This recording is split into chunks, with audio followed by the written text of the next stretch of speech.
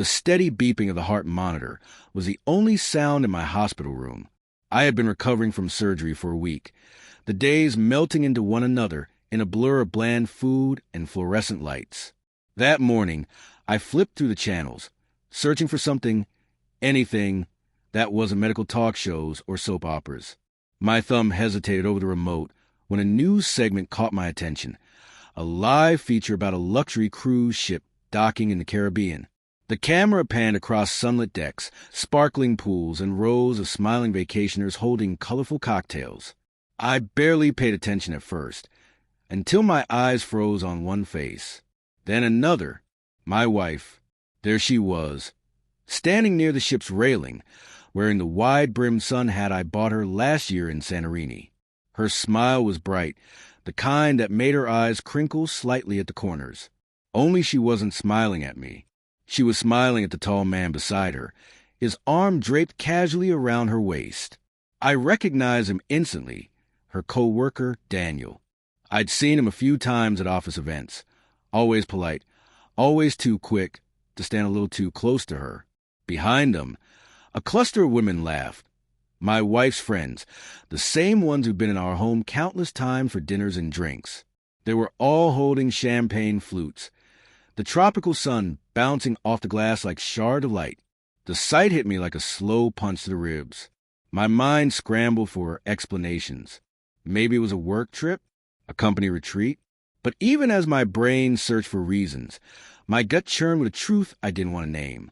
I reached for my phone, hands trembling, and opened my banking app. There it was. A recent charge, posted just 3 days ago. Luxury Caribbean Cruise Line. $7,842.16. On my credit card.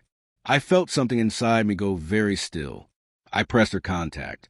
It rang twice before she answered, her voice calm, almost distracted. "Hey, how are you feeling?"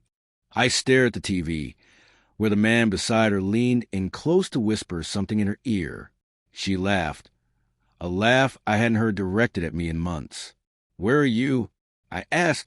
"At work," she replied without hesitation. The lie landed softly, almost gently, but it carved a canyon in my chest. I kept my voice steady. "At work?" I repeated. "Yeah, just a normal day." "Why?" She sounded faintly curious, maybe even slightly defensive. I smiled, though no one was there to see it. Not a happy smile, but the kind that comes when the truth finally lays itself bare in front of you. "Enjoy yourself," I said. Then I hung up. For a long moment, I just sat there, staring at the muted TV screen. My wife tilted her head back to take a sip of champagne. Daniel's hand rested on the small of her back, casual and possessive all at once. I could almost hear the sound of the wave behind them, the laughter of her friends, the music drifting across the deck. She hadn't just lied. She had stolen the days I'd spent here, thinking she was home, working, waiting for me to recover so we could get back to normal. She had taken my trust, the years of shared mornings and late-night talks, and cashed them in for a week in paradise with someone else, paid for with my own money. The worst part wasn't even the betrayal. It was a realization that I had seen it coming in fragments. The sudden late nights at the office, the phone she kept face down on the table, the way her laughter had grown scarce at home but effortless in texts she wouldn't show me. I had chosen not to see it. The beeping of the heart monitor seemed louder now, like it was measuring not just my pulse, but the seconds I'd lost in denial. I muted the television, not because I couldn't bear to watch, but because I wanted to remember the silence. Later that night, I opened my laptop. I didn't text her. I didn't call. Instead, I began pulling together bank statements, credit card records, emails. I took screenshots of the cruise footage, her smile frozen in pixel clarity. The stillness in me had turned into something sharp, precise.